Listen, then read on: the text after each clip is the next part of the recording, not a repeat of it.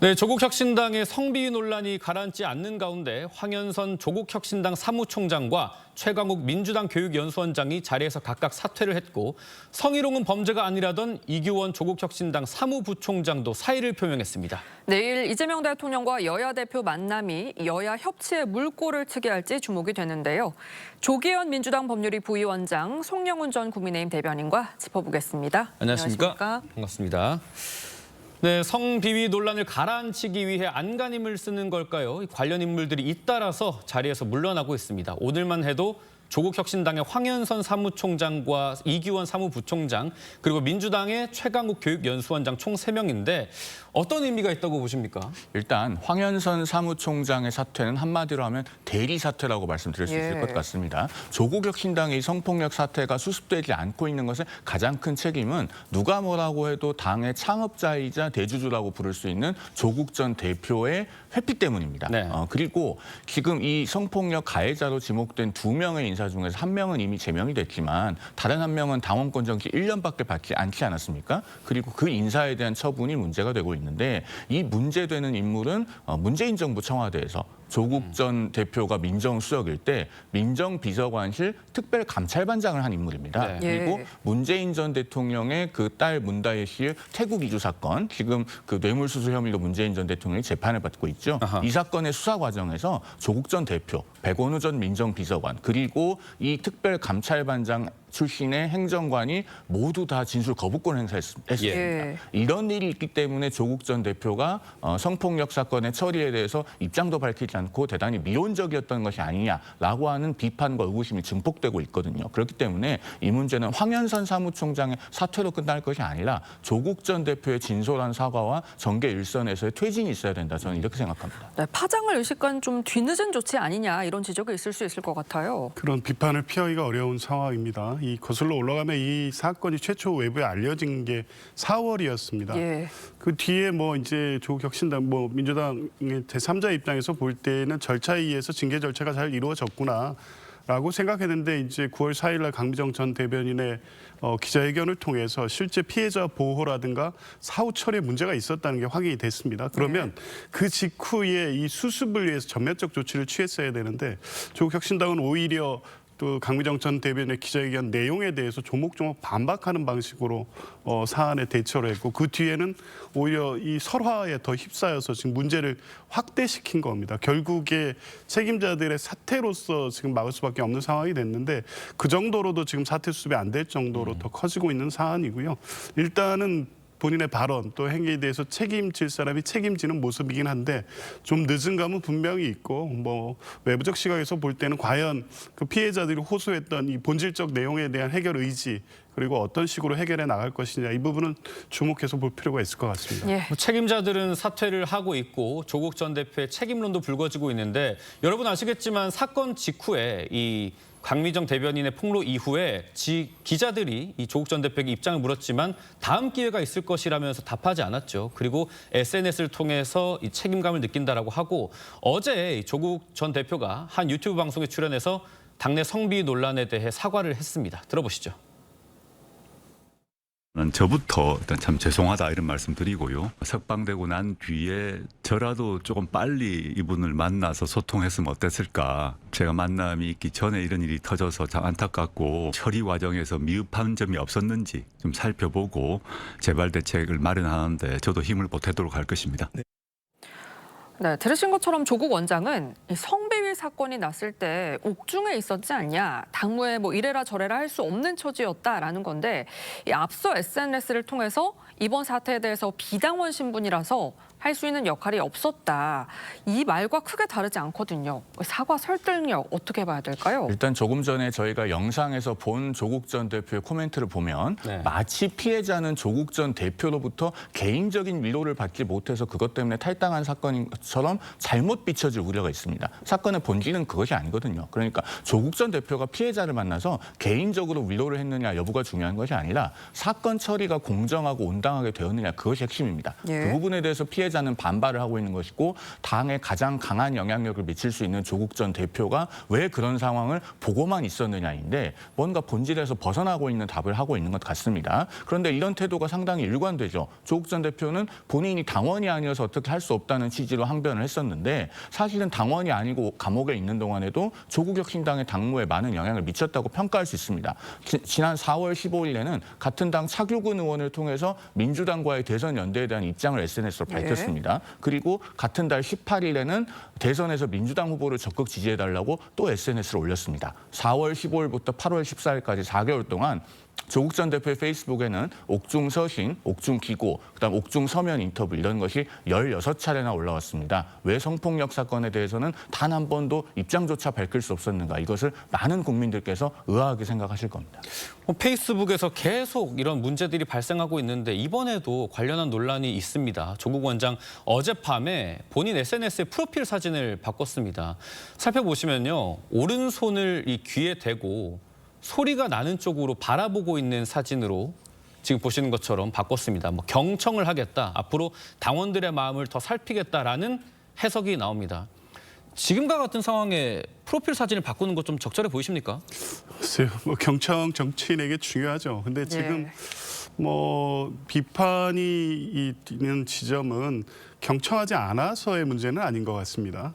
사안을 알고 이 사안의 심각성 또 피해자들의 피해 호소와 이 절박함 등이 당내에서 계속 제기되고 있었음에도 불구하고 적절한 조치가 취해지지 않은 문제. 그러니까 경청의 문제가 아니라 책임과 행동의 문제였는데 지금부터 잘 듣겠다는 얘기가 지금 상황을 어떻게 잘 수습하겠다는 어떤 메시지로는 잘 들리지 않아서요.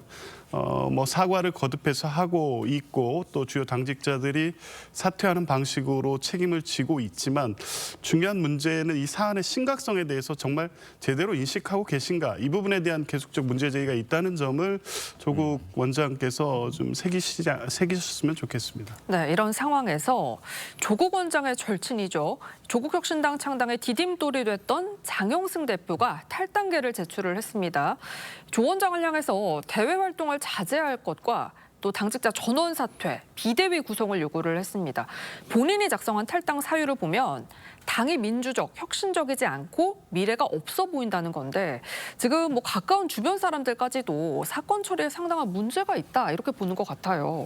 그렇습니다. 저 장영승이라고 하는 분은 조국혁신당이 창당되기 전에 리셋코리아 행동이라고 하는 조직을 만들어서 조국혁신당 창당에 디딤돌을 놓았던 그런 인물입니다. 그런데 그런 인사마저 지금 현재 조국혁신당과 조국 전 대표가 당내 성폭력 사건에 임하는 태도에는 크게 실망을 했고 공개적으로 비판을 하고 있는 그런 상황입니다. 물론 저 장영승이라고 하는 분은 탈당계를 제출했었지만 반려가 됐고 현재도 조국혁신당 당원이다라고 밝히고 있습니다만은 본인의 페이스북에 올린 비판의 내용이 대단히 조국혁신당으로서는 뼈아플 만한 내용으로 되어 있습니다. 그리고 이런 입장을 밝히고 있는 분이 한 사람만이 아니잖아요. 그 강미정 전 대변인의 대리인 역할을 했던 강미숙 전 조국혁신당 창당준비위원장 이분도 창당준비위원장이었기 때문에 조국혁신당의 창당에 중요한 역할을 했다고 평가받는 분입니다. 그럼에도 불구하고 공개적으로 장문의 메시지를 내면서 비판했다는 점에서 조국혁신당은 이번 성폭력 사건에 대한 미온적인 대처로 인해서 고유의 지지 기반마저 상실하고 있는 것이 아닌가라고 볼 수 있는 대목이 있다고 생각됩니다. 네, 2차 가해 발언으로 논란이 된 또 한 사람이죠. 최광욱 민주당 교육연수원장이 이 민주당 윤리감찰단이 최광욱 교육연수원장을 조사하기도 했었는데 지금 이런 상황에서도 어제 최광욱 원장이 부산에서 북콘서트를 열었고요.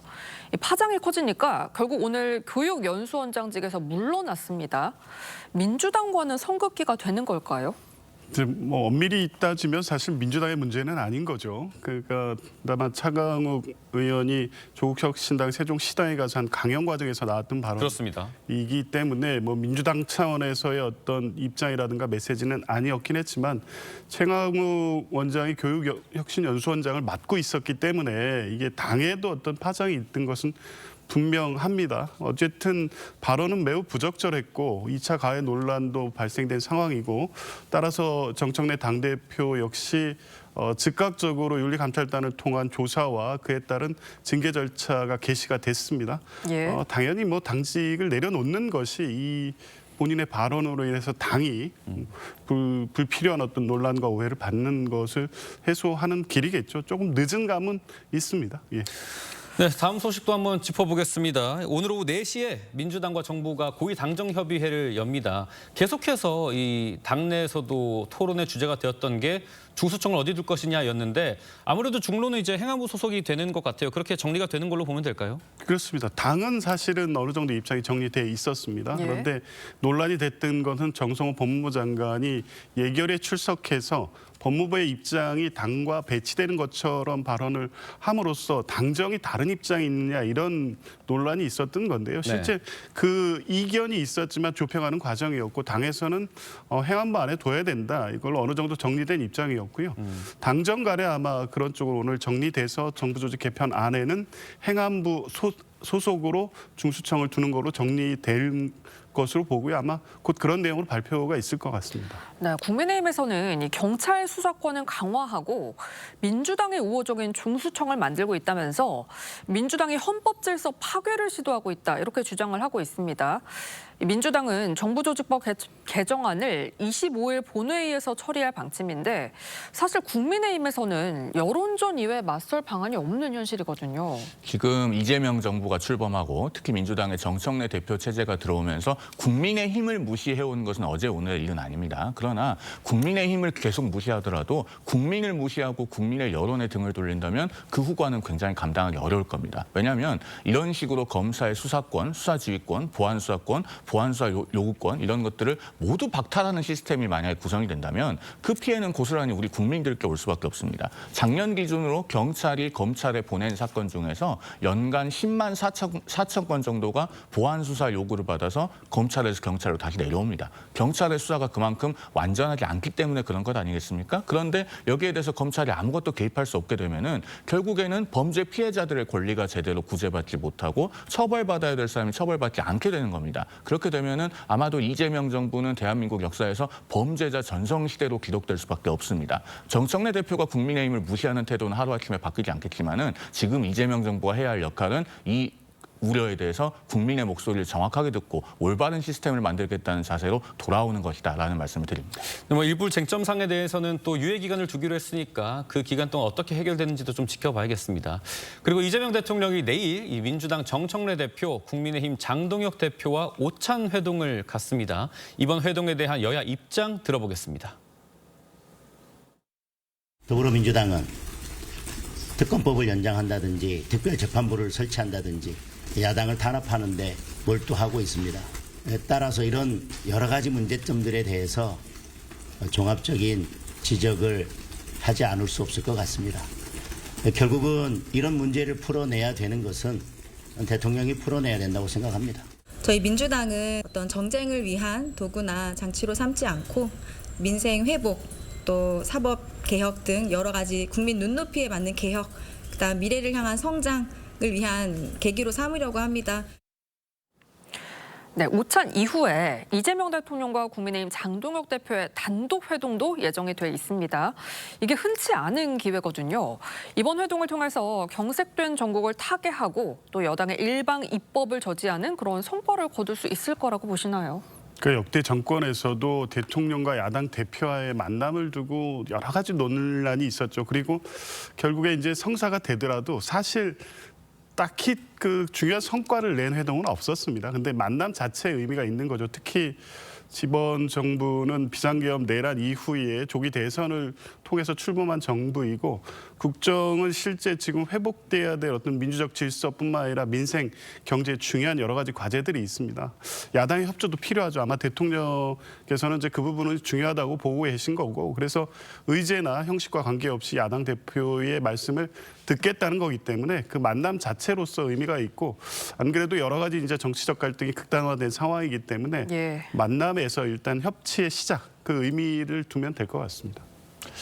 이재명 대통령은 민주당 대표 시절에 2022년 8월에 민주당 대표가 되자마자 여야 영수회담을 제안했습니다. 네. 그리고 임기 내내 영수회담을 굉장히 강력하게 원했죠. 그리고 2024년 4월 29일에 실제로 그 영수회담이 성사됐을 때 또 장문의 글을 준비해 와서 공개적으로 모두 발언을 낭독하기도 했습니다. 그리고 그 영수회담이 끝난 뒤에 민주당의 평가는 대통령이 국정기조를 바꿀 뜻이 없다고 굉장히 비판적인 메시지를 냈었죠. 자, 그런 일들을 돌아보면은 이재명 대통령이 이번 회담에서 해야 될 일은 명확합니다. 본인이 야당 대표 시절에 했던 태도를 똑같이 견지하면서 야당 대표의 말을 충분히 경청하고 그 비판을 수용하면서 바꿀 것은 바꾸는 것이죠. 대통령의 말의 무게는 화장실에 들어올 때와 나갈 때가 달라져서는 절대로 힘이 실릴 수가 없습니다. 대통령의 말의 무게와 권위를 지킬 수 있도록 제1야당 대표 시절과 일관된 야당 대표와의 회담 태도를 기대하겠습니다.